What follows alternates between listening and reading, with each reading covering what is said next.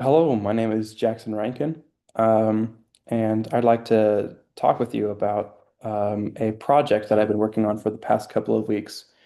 Um, the project sort of started when I looked at this graph of the hydrogen wave function, which these are electron distribute probability distributions of the hydrogen atom when the electron is in different states. So um, all of these numbers describe different states the electron can get into. This is the energy quantum number, the angular momentum quantum number, and the magnetic quantum number. And they all correspond to different probability distributions. And was interested in um, um, generating these. So I had to take something called the time-independent Schrodinger equation and find a solution, which this is a solution to it, but this is far from simple. You have your um, angular component, you have your radial component, then you have your angular component, um, and then you have all of your quantum numbers, and A sub zero is your Bohr radius, which is a known value. It's essentially the distance from the atom where you would most likely find an electron in its lowest in hydrogen's lowest energy state. Um, and So this is my code here. I've come up with six files, and I'd like to think they're organized. But the first thing I wanted to do was output an image, and so I have this PBM writer which will take data, and it will take the file, and it will output a an image to that file, and we'll use a color map, which I'm going to be using my gradient color map, which I have designed here. Um, and then I have this radial class, which is will solve for this first component of the hydrogen wave function.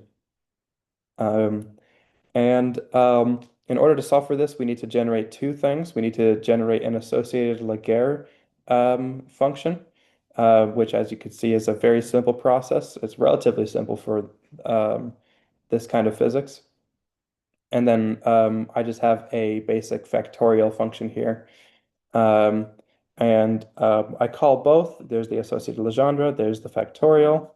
And then it generates values at different radii for my radial function. Then I have my angular function, which is the solution to my radial is something called the spherical harmonic function. And I need to generate another two functions in order to solve for my spherical harmonics. The first one is the associated Legendre polynomials. This one will use recursion to solve for, much like the factorial function will, and is slightly more complicated than the associated Laguerre functions, but is really not that bad.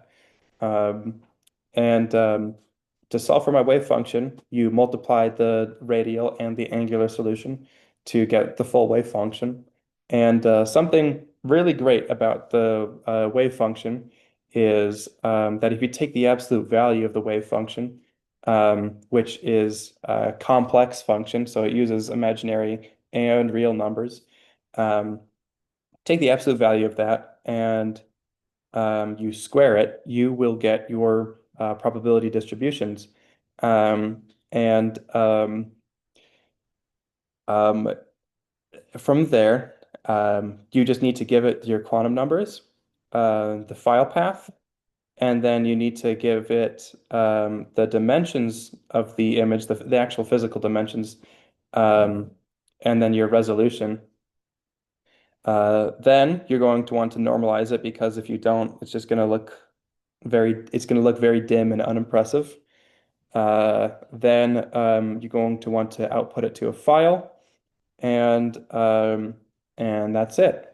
So let's do a something that's not common, something you would not see in a textbook. Um, so with these quantum numbers, with the Wikipedia article, it doesn't even the first number doesn't even go up to 13. So let's see, 1372, it took 0.769 seconds to output to a file. And here it is. Um, and this is a very unusual orbital. You would not see this in a textbook. Um, and you probably wouldn't ever see this in nature either. But it's a very interesting graph, and it's really cool that we can um, um, get something like this at all. So this is a very incredible project for me. And anyway, I hope you learned something because I certainly did. And anyway, thank you for watching.